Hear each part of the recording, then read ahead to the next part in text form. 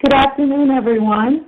We're very pleased to have you joining us today for our National Nursing Home webinar, Managing Staffing Challenges. My name is Sophia Autry. I'm the Deputy Division Director with the Division of Community and Population Health at CMS, and I'm looking forward to a wonderful event today.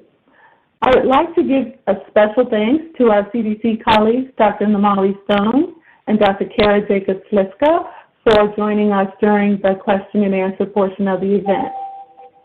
A few reminders.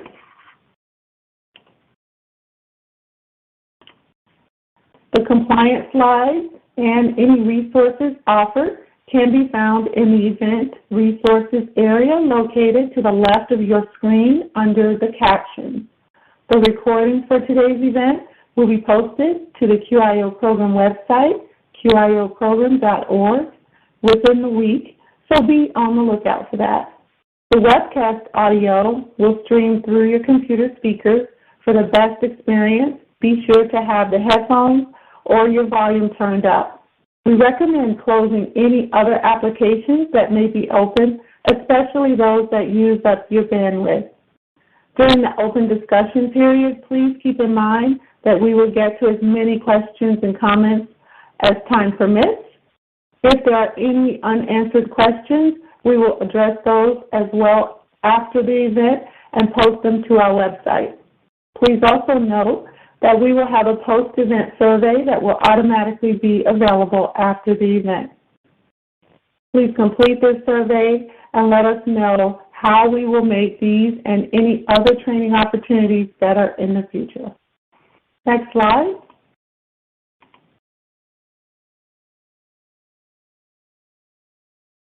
It is my pleasure to introduce our speakers today, Shannon Kafka, Martha Jarowski, and Adrienne Butterwick, all from Comagine Health. Ladies, thank you so much for sharing your knowledge with us. Ms. Kafka is an improvement advisor at Comagine Health and has worked with nursing homes for the last 3 years. Ms. Kafka has an extensive background in advocacy, working with vulnerable and underserved populations in community-based and long-term care settings, training and consultation, and building stakeholder coalitions to address care gaps and systems issues. Ms. Jarowski is a Senior Quality Advisor with Comagine Health. She has over 20 years of experience in healthcare, including 5 years of hospital infection prevention experience and 6 years as a quality advisor.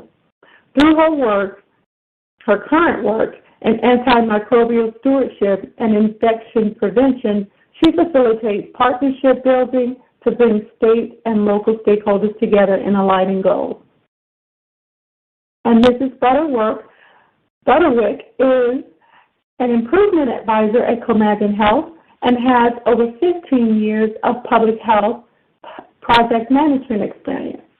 Mrs. Butterwick has a strong passion for quality improvement and public health and currently oversees several initiatives regarding opioid safety and education. Her prior experience includes working in rural health research and care management. Shannon, the floor is yours.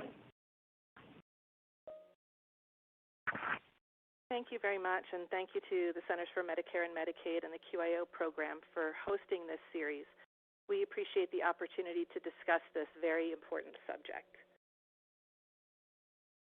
So some of you may not know our company under its new name. Comagine Health is the Medicare Quality Innovation Network Quality Improvement Organization working in a 6-state region. We were formerly Health Insight and Qualis Health in these states, which are up on the slides, and we've joined forces since the spring of 2018. We work with providers across the care continuum, offering a range of healthcare consulting services, and we'd love to work with any of you from our region in our upcoming partnership to reimagine healthcare. So staffing is not a new concern, and it's a complex issue even when we're not in the midst of a pandemic. We've entered this crisis with an already depleted workforce, and COVID has really exposed many of the underlying challenges within the long-term care system. So we're familiar with turnover and the high levels of burnout and compassion fatigue that already exist in the long-term care industry, and how a reduced, depleted workforce impacts overall quality of care, job efficiency, and patient safety. Add COVID-19 into the mix, and we're hearing provider stories of staff leaving upon a first diagnosed case, and outbreaks impacting large numbers of residents and staff all at once, upending stability. The way that certain care activities are performed and have had to have changed to respond to infection prevention guidance. In some cases, demonstrably has increased how long these activities take. For example, individual meals since communal dining has stopped, time spent in infection prevention activities like auditing, donning and doffing PPE for certain personal care tasks, cohorting residents, making those all-important video and phone contacts between residents and families to keep them connected. And costs of traveling nurses to fill vacancies, hazard pay due to COVID, cost and time of screening essential medical personnel from the outside, and supplies are just some examples of the costs to the long-term care industry. So COVID-19 has also magnified the ways in which the issues of the healthcare and community system intersect with the concerns of individuals that live and work there. This is a graphic of a survey conducted in 2018. The long-term care workforce for the purposes of this survey consists of about 4.5 million long-term care workers across several long-term care settings. This and other studies show a sizable percentage of staff are in more vulnerable age categories. The vast majority are female. Those having the most direct resident contact tend to be lower wage workers, and people of color comprise a substantial percentage of the workforce. What I'm hoping you'll take from this is that these essential workers may be very at risk and likely to be disproportionately impacted by COVID-19 should they or someone in their lives be infected. All of this is important to understand because what's happening in nursing facilities is a microcosm of what's happening in the larger community. Historically, we've left the personal stuff at the door. However, with this pandemic, we're seeing how personal and socioeconomic factors, health access disparities, and human behaviors are very much intertwined and require us to think creatively to find solutions. So from the moment the coronavirus reached the United States, families with vulnerable elders, both in and out of long-term care settings, were anxious. Long-term care workers and owners were anxious, and even still COVID-naive buildings are anxious. The pandemic has resulted in an overall surge of new cases of depression and anxiety overall, and an exacerbation of mental health issues, and has taken a particularly emotional toll on healthcare workers. Staff might be concerned with transmitting the coronavirus to their family. They might be caring for elders or individuals with medical conditions, either living with them or in the community, where they may have loved ones in long-term care or congregate care settings whom they worry will be exposed to the coronavirus or who may have already been diagnosed. Team members are managing care arrangements such as child care, school, adult day program closures. Staff are grieving from losing residents they've worked closely with, losing teammates, family, and friends. And that, all of this coupled with limited resources, longer shifts, disruptions to sleep and work-life balance, have really contributed to physical and mental fatigue. In this industry, we are used to putting other needs first and not always the best at asking for help ourselves when we need it. And the industry as a whole is under tremendous pressure. Nursing homes in particular are under an intense microscope. The impact of restricted visitation and social distancing is taking a toll, fielding concerns from families and balancing pressures to reopen. Facilities might be put in positions with very little support of keeping residents and families separate, setting rules for staff behavior outside of work, making life or resource prioritizing decisions, and the guidance is shifting almost daily. And so leaders can really take some time and some steps to mitigate these stressors and create a supportive environment for staff. So just a couple of ideas of what leaders can do. Things like being present, showing up, conducting rounds, or even something less formal. Ask people how they're doing individually. Ask about the things your staff care about, how their families are doing. Are they safe? Thank them for their efforts and be specific about what you've noticed. Let them know you appreciate them. Ask how they're doing and holding up, and what personal stressors or constraints are making it difficult for them to care for themselves and their family. What support might be needed from you or from the team, and what questions can you answer? Consider the words we use in describing the pandemic in your activity. Words evoke emotions and shape other people's experience of a situation and whether they feel victimized or empowered. There's some nice tools below for both rounding conversations and considering our words. And be transparent. Cases and resources, burn rates, strengths, updates. One of the biggest stressors voiced by providers was the sheer volume of information that's coming at them and how quickly it's been changing, which can breed frustration and distrust. So even taking a few minutes to sort through it and discuss the realities on the ground and get everyone on the same page can be helpful. Look at establishing champions to help share messaging, to take a look at the barriers staff are experiencing that causes them to worry, and look at how these barriers can be removed. Maybe put these people in charge of helping to find solutions. Set up employee assistance programs, organizational health if you have this, and make sure staff know how to access supports. Look at buddy systems, other mental health supports that can be available. So we know a lot more about COVID and its transmission than we did at the start of the pandemic, but it's still important to continue to dispel rumors and educate staff on the facts as the situation evolves. Healthcare workers may need ongoing training in updated details about virus transmission, screening, use of PPE, when to invoke quarantine and isolation strategies, et cetera. Additionally, since we're learning that the transmission is impacted by what may be happening on the community level, things like healthcare worker behavior has come into greater focus. And it's important for people to make the connection between impacts of choices and behaviors to the health and safety of both their personal and work community. So brainstorm on how to address barriers and reduce risk factors. For example, if you live in an area where transmission has been related to public transportation, are there any ways your organization can support in the help of coordinating carpooling or off-hour scheduling or even with any transportation options for staff? In one-to-ones, find out who your staff support network is. How are they accessing it? Create space for staff to express fears, concerns, and questions, and ensure a feedback loop to allow staff to feel heard in a safe manner. And also check in on what's going well to keep people safe. There's been some amazing strategies people have put into place. Again, work with your state and local health authority, your association, to know what staffing resources exist in your particular state or community, and reduce stress through preparedness.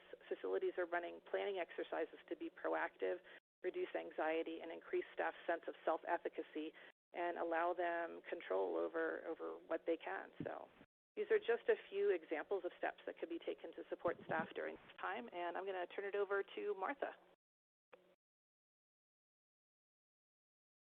Hey, thank you, Shannon. I'm going to discuss some direct and indirect impacts of COVID-19 on staffing and look at some CDC guidance. So on staff availability, you likely have either already experienced or are preparing for staffing shortages. Some situations that can directly impact staff include staff testing positive for COVID-19 or suspected for COVID-19, unprotected exposures to COVID-19, and we'll talk about guidelines around these topics. We also have an increase potentially in staff illness that would be consistent with the symptoms of COVID-19, maybe taking more time off in an abundance of caution, as well as a need to maybe care for illness and families or even be quarantined themselves based on a community exposure. And also, if you have staff that are post-COVID-19, they can have sequelae, like continuing symptoms after their disease is over, such as depression and physical symptoms. So it can go on a little bit longer than when they come back, when they can come back to work. Also, shifts in staffing requirements during cohorting can impact your facility due to resident transfers or even the need to have staff focused on a smaller group of residents, for example. And then staff that are at high risk for severe disease may need to be redeployed. So you can't necessarily prevent COVID-19 from impacting your staffing, but you can be prepared with a plan. So these are the guidelines from CDC on return to work criteria for healthcare personnel with symptomatic, suspected, or confirmed COVID-19. So there's a symptom-based strategy and a test-based strategy, and both are acceptable per CDC. However, you might check with your local health authorities on what is the preferred strategy. But the symptom-based strategy, you need to be at least 3 days or 72 hours since recovery, with recovery defined as resolution of fever without the use of fever-reducing medications and improvement in the respiratory symptoms, such as cough or shortness of breath.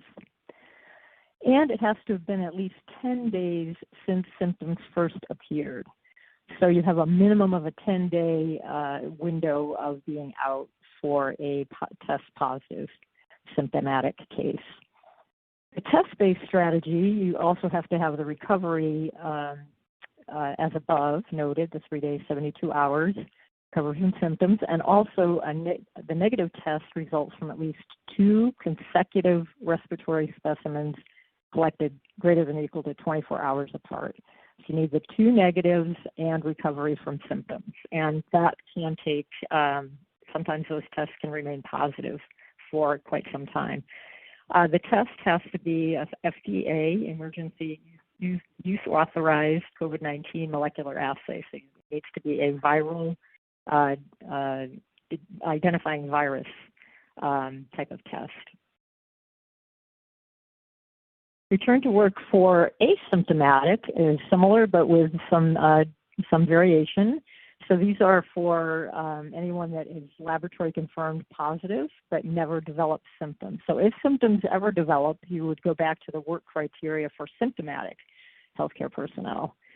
So this has a time-based strategy and a test-based strategy. So the time-based strategy is simply 10 days have passed since the first test and no symptoms have ever developed.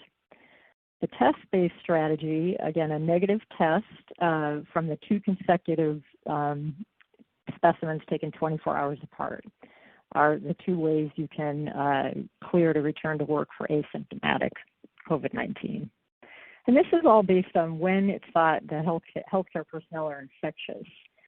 Some individuals could take longer to become non-infectious or could shed virus longer. One example would be people that are severely immunocompromised and not launching an immune response. And so the recommendation is to consult with local infectious disease experts on how long that person might need to be out.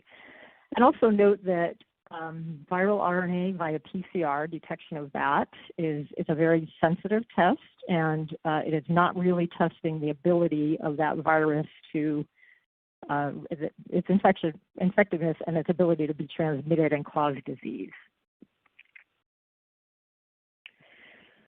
So this is about staff that have an unprotected exposure to COVID-19 in the healthcare setting. And you'll notice there are a lot of footnotes on this page, a lot of definitions. So those are on the next slide, but I'll just go through it in one thing here. Prolonged close contact with a resident, visitor, or other healthcare personnel with confirmed COVID-19. So prolonged is greater than 15 minutes of exposure, unless it's an aerosol generating procedure, in which case there is no time limit. Any length of time would be considered an exposure. Close contact is within 6 feet. And a confirmed COVID-19 case, there are parameters around that for when that person was likely contagious, and they are described in the footnote. And then the staff did not have the appropriate personal protective equipment for the situation. So one is if they were not wearing a face mask or respirator, so cloth covering would not count here.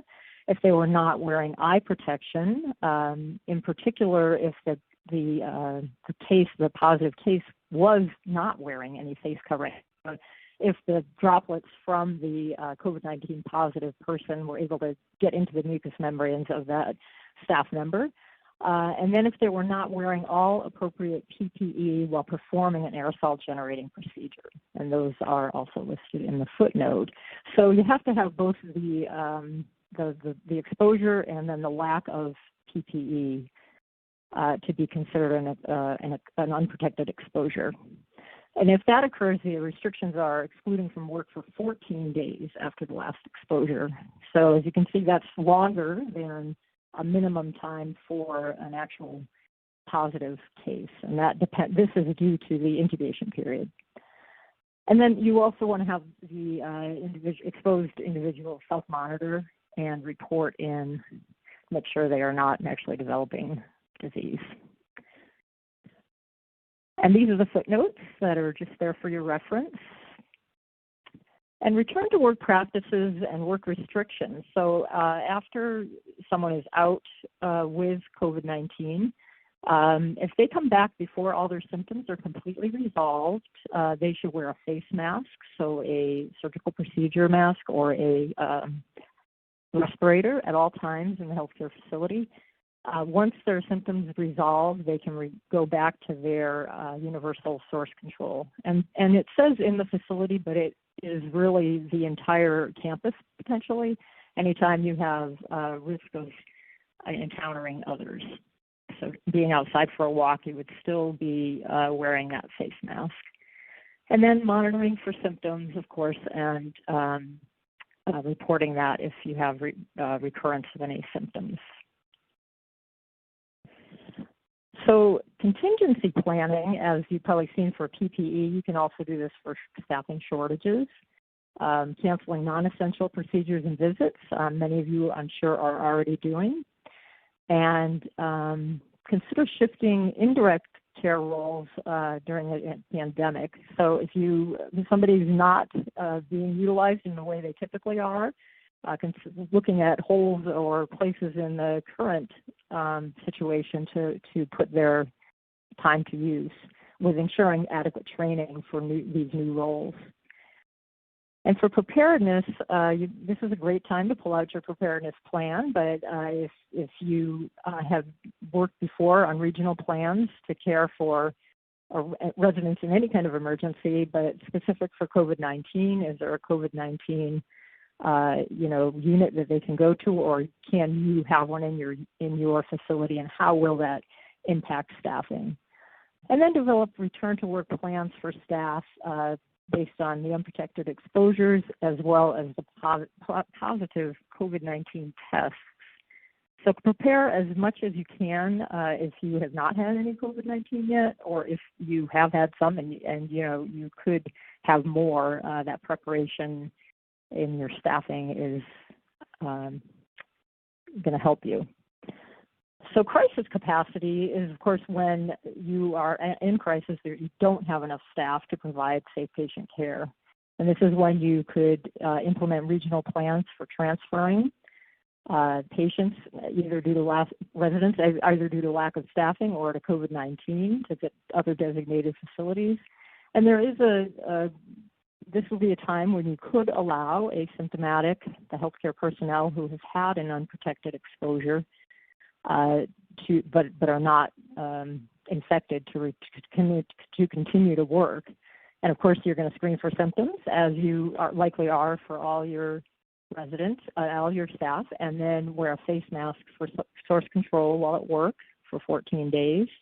And if you test COVID positive, go back to the guidance for positive healthcare personnel. So this is a very big topic now, staffing considerations for kind of opening up or easing of restrictions. And some of this information is coming from the State of Washington Post-Acute Long-Term Care Medical Director Society. And there's a link there on it. They have biweekly sessions that are excellent, and they did talk about reopening. I think it was a late June session. But they, talking about visitation and how does that impact staffing when you have a very specific set of rules in place for how these visits need to take place. So you could consider who on your staff can take a lead in scheduling, coordinating visits, communicating with families about visits, and really a great time to educate residents, families about what the rules are and why they're in place, give rationales to help improve compliance, hopefully. And then identify, visitations are going to be happening in the evening and on the weekends. So do you have staff available at those times that are empowered to kind of monitor those visits and, be able to talk to people about what they need to be doing to keep everyone safe? So as Shannon mentioned, when you move back to communal dining, there's going to be yet another shift in how you'll have to manage staffing-wise dining and activities going back to a communal setting, but with the distancing and the rules that are going to be in place. And then also non-essential services. What kind of staffing would you consider to need in this phase of your activities? And so with all these considerations, you want to keep in mind your local health district regulations, all your policies in your company and your facility, and liability. So next, I will hand it over to Adrienne. Thank you, Martha. So here we have the toolkit from CMS that you're likely familiar with regarding staffing and other workforce elements. This toolkit reiterates a lot of what my colleagues have mentioned today, but in a little bit more detail. And this also just serves as a reminder, as Martha mentioned, there's a lot of activity taking place at the state level these days. And we just recommend that you check out this toolkit as it relates to your specific state or region. And here we have some creative ideas and anecdotes that we've collected as we've been working with nursing homes and facilities in our region. And also just note that this presentation, while it is not specifically addressing telehealth, we know we could spend pretty much all day on that topic. But telehealth is a very promising strategy for increasing the services you can provide your residents while also minimizing any exposure or transmission. The link on this slide will take you to the Comagine Health resources that are related to telehealth in the nursing home and long-term care settings. And then just switching gears a little bit, today we've focused on what leaders and systems within facilities can do to support their staff, but what about you individually? We really recognize that it is not easy to keep self-care in mind, especially if you're responsible for a team that is experiencing a high degree of stress. However, this is exactly when resiliency is most important. So resiliency is really referring to the capacity to recover quickly from difficulties or adversities. By being resilient, also referred to sometimes as practicing mindfulness, being resilient not only improves your optimism and positivity, but it also alters how you perceive and experience stress into the future. Resiliency does take practice, and as we've emphasized throughout today's training, planning is also key. We also just want to take a moment to recognize and remind ourselves to fall back on the tried and true QAPI processes during this time. As we know, QAPI is built specifically to react to issues and solve problems. Don't necessarily assume that you know exactly what is causing your staffing issues. We encourage you to collect and review your data to ensure you are addressing the root cause. Be sure to use the data you have to drive your plans and meet your goals. And also just a reminder that culture is a big piece of this puzzle. Developing a just culture is one that allows teams to learn from mistakes in a safe environment such that if one team member makes a mistake, it's viewed as an opportunity for the entire team to learn and to improve the process or system. On the flip side, if you do not have a just culture, staff does not have the ease of reporting when an error happens. They fear punishment and reciprocity, and this ultimately impacts the ability to alter processes, and mistakes will likely continue to happen. Comagine Health has developed a toolkit for resiliency that's been shared in the event resources section, and we've also included a signature strengths exercise for today. By using our signature strengths, we really move closer to sustainable and long-term results and are able to continue to focus on the positive. I know here at Comagine Health we utilize the gratitude journal to help shape our mindsets for positivity and increased resiliency. It's really a simple practice of writing down 3 positive things that took place or that you were a part of in your day. each day.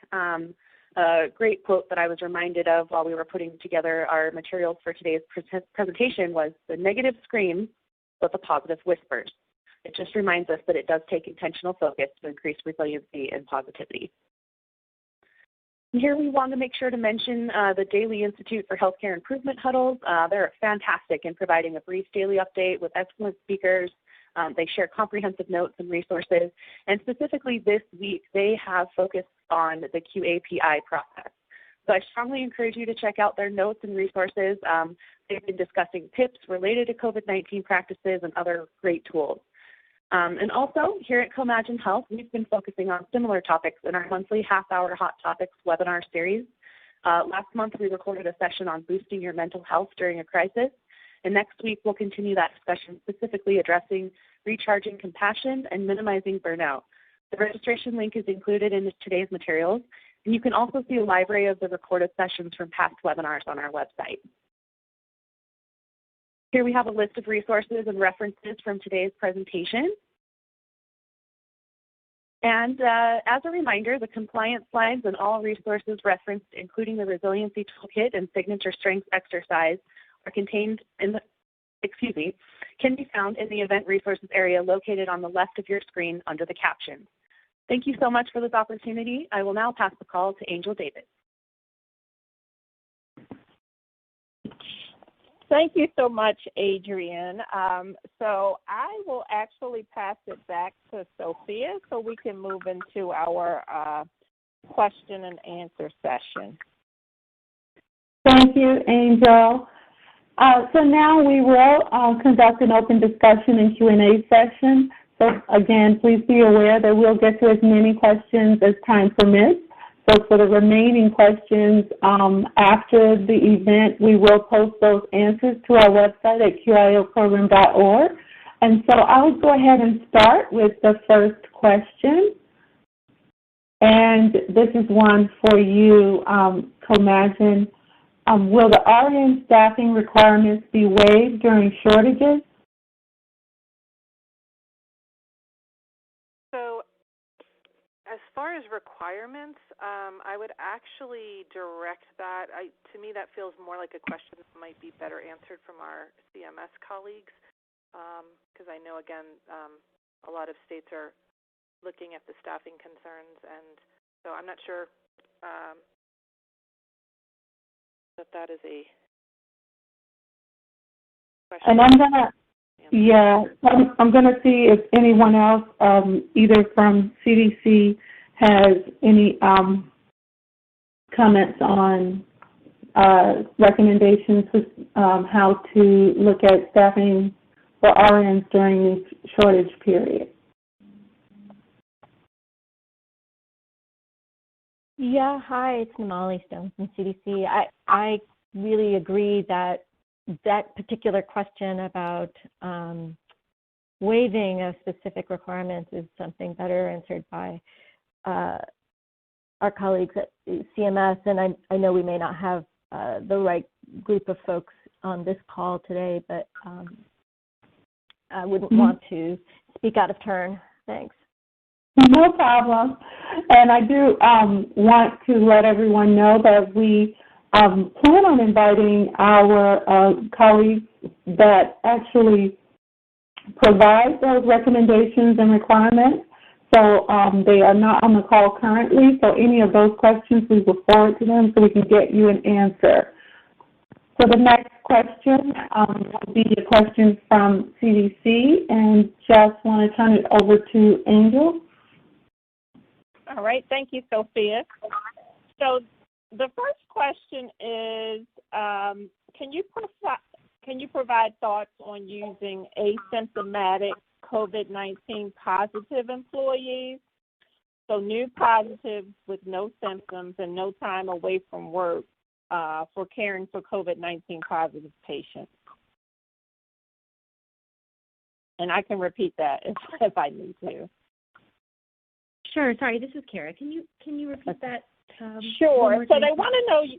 Sure. They want to know your thoughts on using asymptomatic COVID-19 positive employees for caring for COVID-19 positive patients. Okay.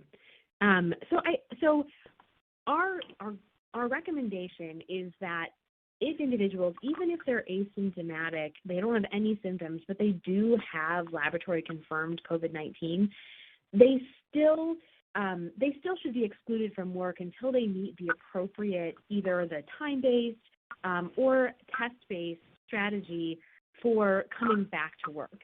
Of course, as described in the presentation, there are situations where you may have to use different strategies because you have a significant shortage in your staffing, and so that in those situations things may be a little bit different. But in general, even if you aren't having symptoms but you do test positive, you should be excluded from work until you meet the criteria to return. Thanks. Thank you so much. I do have another question, and it is regarding staff that are floating between facilities. And this person wants to know what suggestions do you have for facilities just to mitigate those staff that float? I don't know if any of my colleagues from Comagine want to weigh in on this. This is Namali. I would say, certainly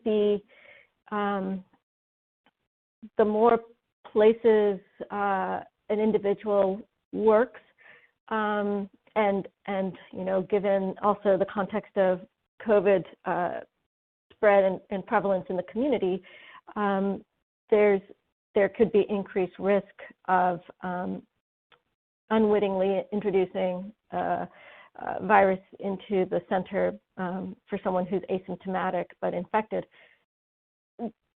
I have heard of centers making the request of their staff to not work at other centers in the midst of this COVID pandemic, but recognize that can put a tremendous strain on these individual caregivers. We have a very vulnerable workforce in long-term care, so we have to think about the impacts and implications of that. Other centers have, because of that, been working at a shortage from even before COVID might have become an issue in their community because of that kind of request. But I think the important message for all staff is to be always mindful of their efforts to reduce their exposure or exposure to others when they're at the facility or outside. So social distancing and maintaining your source control and face mask use are all very important, both in a center and when we're home in the community, to try to reduce the risk. Thanks. Thank you so much, Dr. Stone. I'm going to ask this question, realizing that we do not have anyone from the FDA on the line, but if Dr. Stone or Dr. Jacobs-Sliska could provide a response that may be helpful. So the question is the Abbott ID Now test still on the approved FDA emergency use list? Hey, this is Kara. So we agree. FDA probably would be able to provide the best answer for this, but we believe that it is still on there. There have been some issues raised about accuracy of the test and the results. So what we were able to quickly learn a little bit about is that there is some work, I think, ongoing between FDA and Abbott. Again, FDA would be the best source, but I think that it is still on that emergency, the EUA approved list.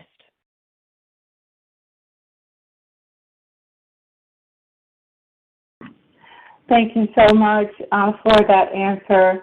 So we have another question about how many days does a test-based strategy, how many days would you have after you have a test? Do you need to have another test?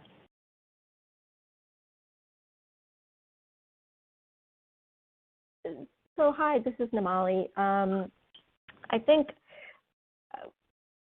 there may be two parts to that question. Maybe the first one is, if you're using a test-based strategy, can you initiate testing to determine if somebody is, cleared before the 10-day window? And the answer to that question is yes. You could, you could start doing tests to see if somebody's negative in a time frame before the 10 days, recognizing that if you do it too close in time to their onset of illness, it's unlikely to work and they're likely to still be positive. So there really does need to be a resolution of their illness before you start testing. And then from there isn't necessarily specific guidance on how many days after the first negative test before the second one is conducted. But at a minimum, 24 hours has to go before you would send that second test. Hopefully that's clear. Thanks. Thank you, Dr. Stone. So the next question I'm going to pose to Comagine, and again, I apologize if we do not have the expertise on the line, and we can certainly follow up to provide responses. So is there a fast track program to get non-certified caregivers to get a certification to become a CNA?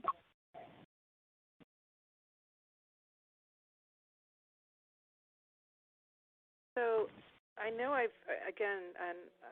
we've seen this question as well. I think there were a number of things that the states themselves tried to enact in terms of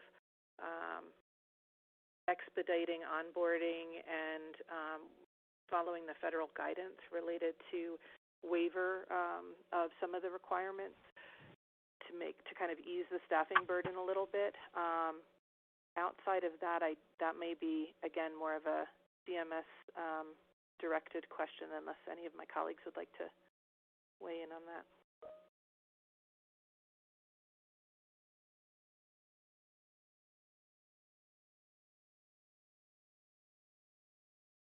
Hey, this is Namali.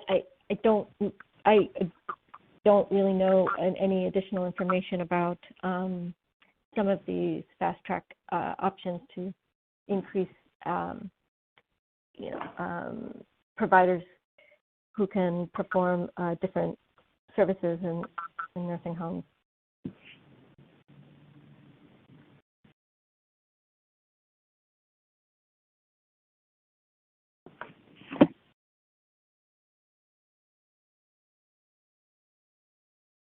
All right. Thank you, Dr. Stone.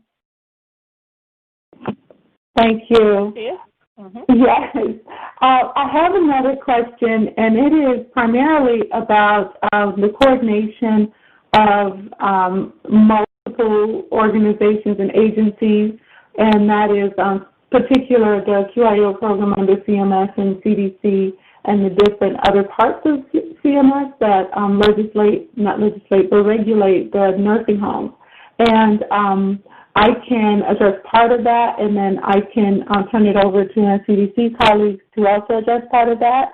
What we are trying to do, because we do recognize that there are different pieces of the puzzle that we're all responsible for, we are trying to coordinate our efforts, our messaging, and our assistance to make sure that we provide a more streamlined process and recommendations for the nursing homes. This is why we are happy to have our CDC colleagues on the call as well.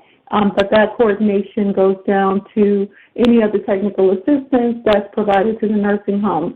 And so we are still trying to hash a lot of that out, but we are trying to coordinate those services.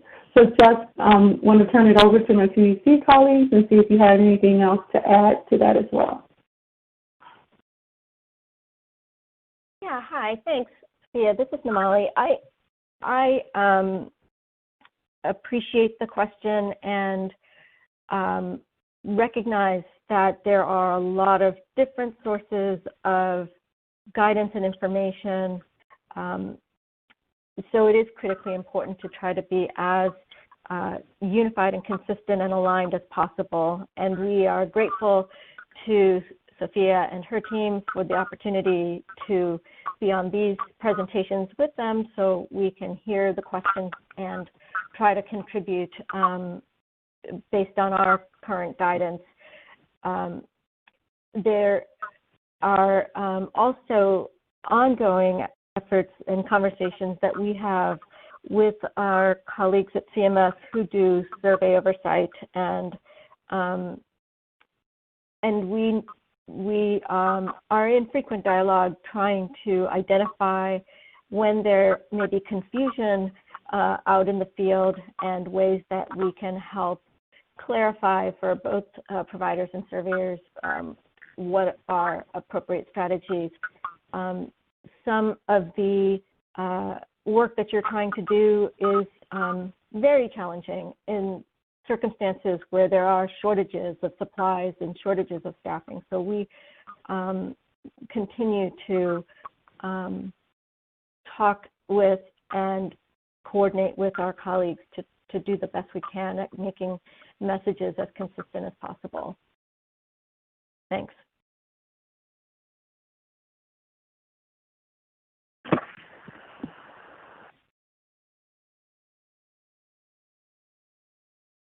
Thank you, Dr. Stone. So I'll pose this to anyone on the team. So one of the question is, if a center has a persistent challenge finding adequate care staff, should it stop admitting residents? Should it begin discharging residents to centers with higher staffing?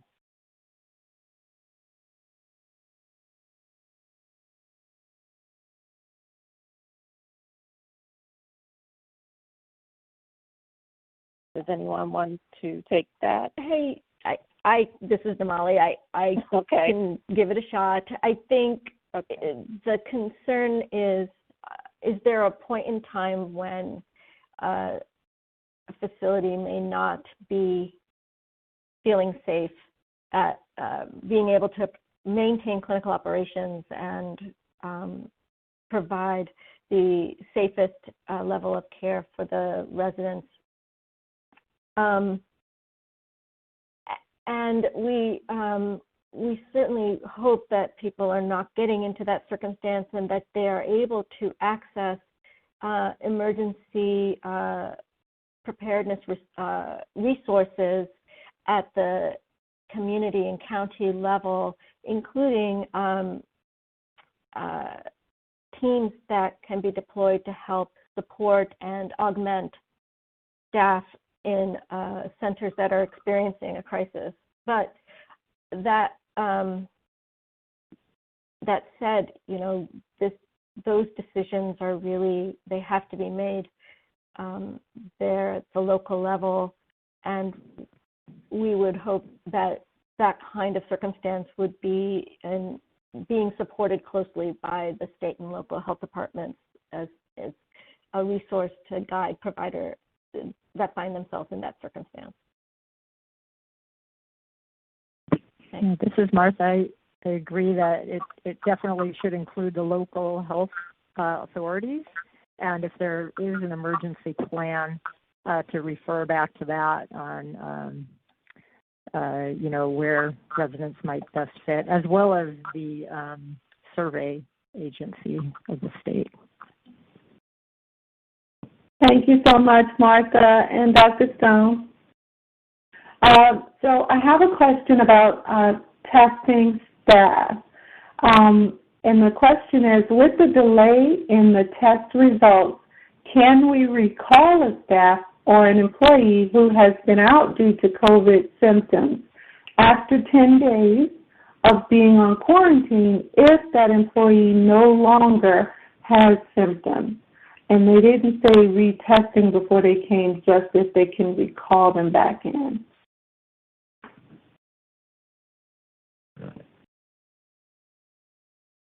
And I think anyone can answer that. Sorry, go ahead. This is Namali. I think So the time-based strategy and symptom resolution is a part of that, would be an acceptable approach to return to work. So if I understood the question correctly, if somebody had symptoms from COVID and was diagnosed with infection, and they have now had at least 3 days of resolution of that illness, and they've gone at least 10 days beyond the onset of their illness, they could return to work without having a test completed. Thank you. Okay, and so I think we have time for a few more questions. Is that right, Sophia? Yes, we have time for maybe 2 more. Okay. Okay, so this next question states nursing homes are being asked to report to several different formats to different agencies. This reporting takes a lot of time. Is there a plan to coordinate the information provided to NHSN with state agencies?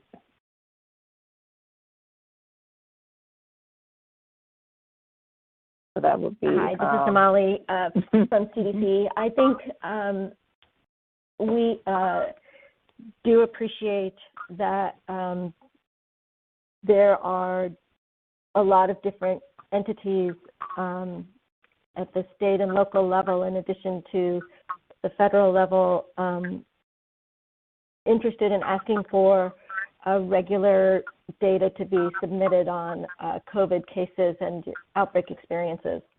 And in as much as we can encourage our colleagues at the state and local health departments to access and use NHSN data as a source if there are pieces of information that are duplicative of what they are also interested in gathering from providers. Sometimes NHSN can become the system by which state or local public health reporting is implemented if they would like it to be on a more frequent interval, for example, than what is currently required, I guess, on the weekly reporting for the federal program. So we do share, extract, and send the data every week to our colleagues at the state health departments and several big local health departments, and we do encourage them to utilize that to try to unload or offset some of the burden on our providers. Thanks. Thank you so much, Dr. Stone. So we have one more question, and I think this is the last question that we're able to do, and it's talking about the test-based strategy again. But when utilizing the test-based strategy for return to work, does a more objective measure exist? For example, PCR cycle threshold for an infectious person on quarantine, PCR results, or serology testing?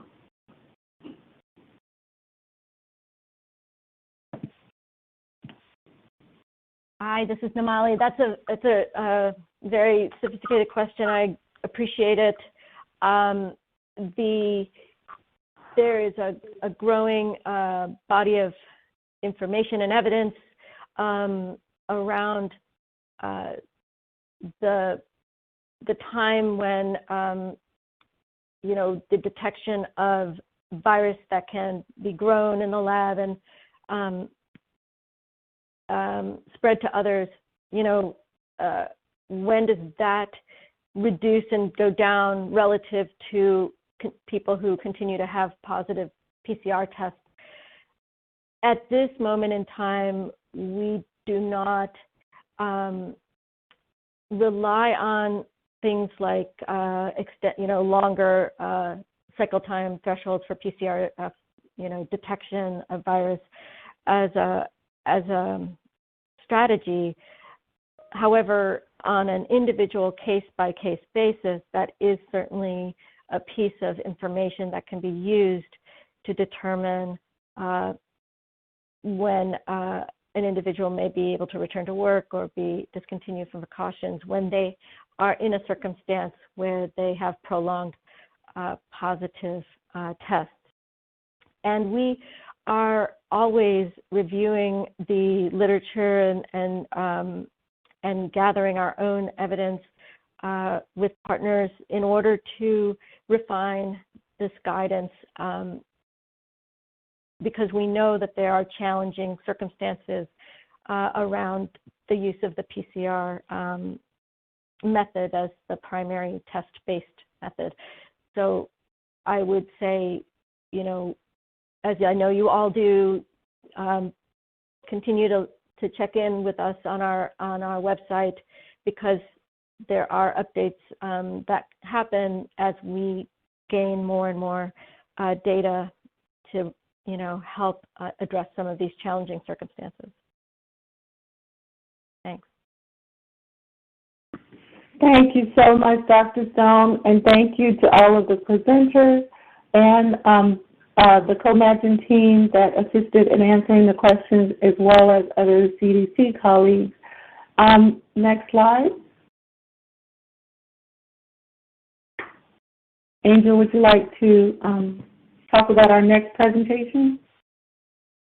Sure. So next Thursday on July 16th, we will begin sort of a rebranding. It will be called the National CMS CDC Nursing Home Training Curriculum. The first topic is establishing an infection prevention program in a nursing home with an emphasis on COVID-19. Again, that's taking place on Thursday, July 16th, 2020, 4 to 5 p.m. Eastern Time. The invitation is forthcoming, so please join us next Thursday for the nursing home training call. Next slide. Sophia? Thank you so much, Angel, and thank you for participating in the call today. We really appreciate your attendance, and we hope you got something valuable out of the topic that was discussed.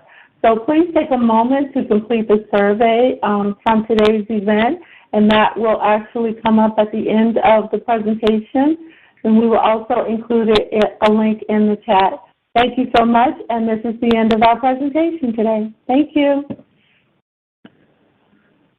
All right, this concludes today's call. Thank you for your participation. You may now disconnect.